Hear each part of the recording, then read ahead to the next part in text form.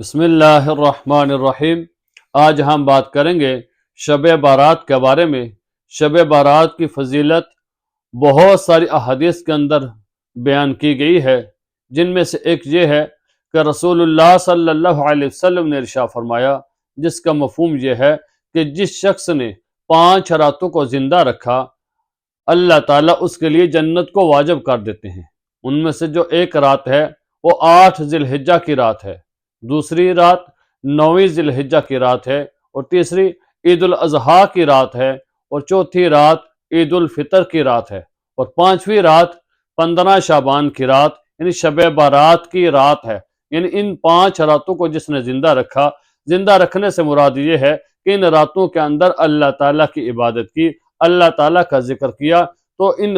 راتوں کے اندر اللہ تعالیٰ کی عبادت کرنا رات کو زندہ رکھنے کے مترادف ہے۔ تو جس نے ان راتوں کو زندہ رکھا، اللہ تعالیٰ اس کے لیے جنت کو واجب قرار دیتے ہیں۔ اس لیے فقہائے کرام نے لکھا ہے کہ شب بارات کی رات کو جاگ کر اللہ تعالیٰ کی عبادت کرنا مستحب عمل ہے۔ تو عبادت کوئی ضروری نہیں ہے کہ ایک مخصوص طریقے سے عبادت کی جائے، جو بھی آپ جس طریقے سے آسانی کے ساتھ اللہ تعالیٰ کی عبادت کر سکتے ہیں، قرآن پاک کی تلاوت کر سکتے ہیں، قرآن پاک کی تلاوت کریں، اللہ کا ذکر کر سکتے ہیں، اللہ کا ذکر کریں، یا نبی پاک صلی اللہ علیہ وسلم کی ذات پر درود پاک پڑھیں۔ جو آپ آسانی سے اللہ کی عبادت کر سکتے ہیں وہ عبادت کریں۔ اگر نفلی نماز ادا کرنا چاہتے ہیں تو نفلی نماز ادا کریں، اور زیادہ سے زیادہ اس رات کے اندر اللہ تعالیٰ سے استغفار کریں، اپنے گناہوں کی معافی مانگیں، اور کل مومنین کے لیے مغفرت کی اور استغفار کی دعا کریں۔ حضرت عائشہ رضی اللہ تعالیٰ عنہ فرماتی ہیں، ایک رات حضور نبی کریم صلی اللہ علیہ وسلم میرے پاس تشریف لائے،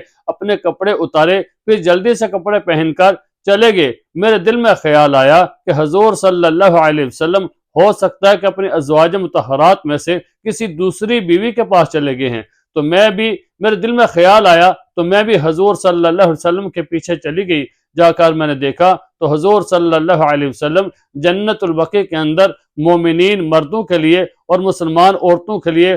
مغفرت کی اور استغفار کی دعا کر رہے ہیں۔ جب میں نے دیکھا کہ حضور علیہ الصلوۃ والسلام تو استغفار کر رہے ہیں، کل مومنین مردوں کے لیے اور مومنات عورتوں کے لیے استغفار کر رہے ہیں، مغفرت کی دعا مانگ رہے ہیں، تو میں نے دل میں سوچا، یا رسول اللہ صلی اللہ علیہ وسلم، میرے ماں باپ آپ پر قربان، آپ تو اللہ کے کام میں مصروف ہیں اور مومنین کے لیے مغفرت کی دعا کر رہے ہیں، اور میں دنیا کے کام کے اندر مصروف ہوں۔ پھر میں واپس اپنے حجرے میں واپس آ گئی جلدی سے، تو اس جلدی میں آنے اور جانے کی وجہ سے میرے سانس پھول گئی۔ پھر تھوڑی دیر گزری تو صلی اللہ علیہ وسلم بھی گھر میں تشریف لائے اور میرے سانس پھولنے کی وجہ پوچھی، تو میں نے بتایا، یا رسول اللہ صلی اللہ علیہ وسلم، بات یہ ہوئی کہ جس وقت آپ آئے، کپڑے اتارے، پھر کپڑے پہن کر آپ باہر چلے گئے، تو میرے دل میں خیال آیا کہ آپ اپنے ازواج مطہرات میں سے کسی دوسری بیوی کے پاس چلے گئے ہیں، تو میں دیکھنے چلے گئی کہ آپ کہاں جاتے ہیں۔ تو حضور صلی اللہ علیہ وسلم نے ارشاد فرمایا، عائشہ، کیا تم سمجھتی ہو کہ خدا اور خدا کا رسول تمہارا حق ماریں گے،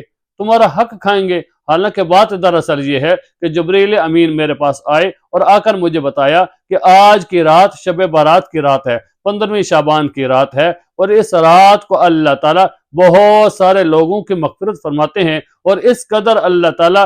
دوزخ سے نجات دیتے ہیں لوگوں کو، اس طرح مغفرت فرماتے ہیں کہ جس طرح بنو کلب کے قبیلہ کی بکریاں، بنو کلب ایک ایسا قبیلہ تھا کہ جو بہت بڑا تھا، اور اس کے اندر بہت زیادہ بکریاں تھیں، اور میں کہ ان بکریوں کے بالوں کے برابر اللہ تعالیٰ لوگوں کی مغفرت فرماتے ہیں۔ لیکن کچھ لوگ ایسے بھی ہیں کہ جن کی مغفرت اس رات میں بھی نہیں ہوتی۔ ان میں سے ایک شخص وہ ہے جو مشرک ہے، دوسرا شخص کینہ ور ہے، یعنی کہ جس کے دل میں بغض ہو، تیسرا شخص ناحق قتل کرنے والا ہے، اور چوتھا شخص رشتہ توڑنے والا ہے، اور اپنے ازار کو، شلوار کو ٹہنوں سے نیچے لٹکانے والا ہے، اور جو بندہ شراب کا عادی ہو، ایسے لوگوں کی اس رات کے اندر بھی بخشش نہیں ہوتی۔ تو ہم میں سے اگر کوئی بندہ ان کاموں کے اندر ملوث ہو، یعنی اپنی شلوار کو ٹہنوں سے نیچے لٹکانے والا ہو، خدا نخواستہ کسی شرک کے کام کے اندر مبتلا ہو، یا ناحق قتل کرنے والا ہو، یا رشتہ قطع کرنے والا ہو، تو ہمیں کوئی بھی شراب کا عادی ہو تو ایسے کاموں سے ہمیں فوری توبہ کرنی چاہیے، کیونکہ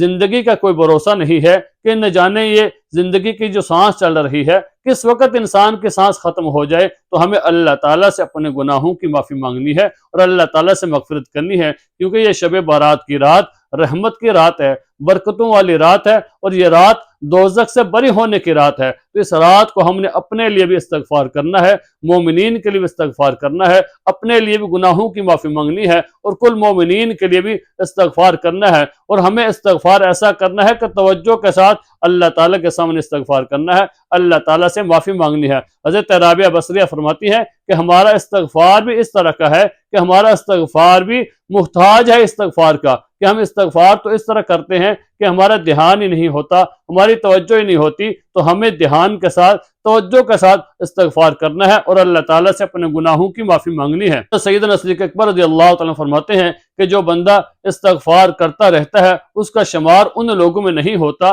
جو گناہوں کے اندر مبتلا رہتے ہیں، جو گناہوں کے اندر مصروف رہتے ہیں، گناہوں کو اندر اصرار کرنے والے ہیں۔ اگرچہ دن میں 70 بار گناہ کرتا ہے، جو بندہ استغفار کرتا رہے اس کا شمار ان لوگوں میں نہیں ہوتا۔ تو ہمیں اپنے گناہوں سے بچنا ہے، اپنے گناہوں سے توبہ کرنی ہے اور استغفار کرنا ہے۔ اور یہ رات رحمت کی رات ہے، برکتوں والی رات ہے۔ اس رات کے اندر جتنی بھی ہو سکتی ہے،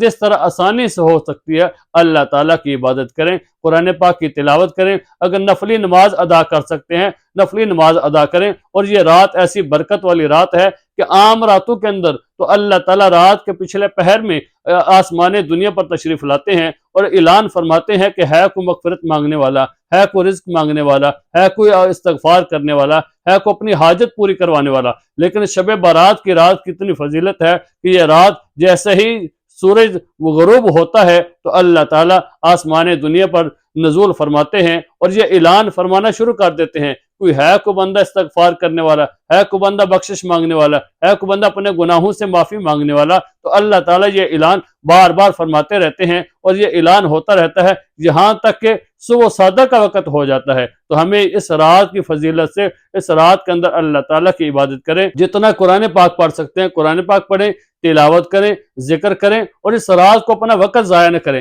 ایسا نہ کریں کہ مسجد میں جائیں، وہاں پر جا کر ٹولیاں بنا کر بیٹھ جائیں، پھر وہاں پر دنیا کی باتیں کرنی شروع کر دیں۔ یاد رکھیں جتنی دیر عبادت کر سکتے ہیں وہ وقت تو جاگیں، اگر عبادت نہیں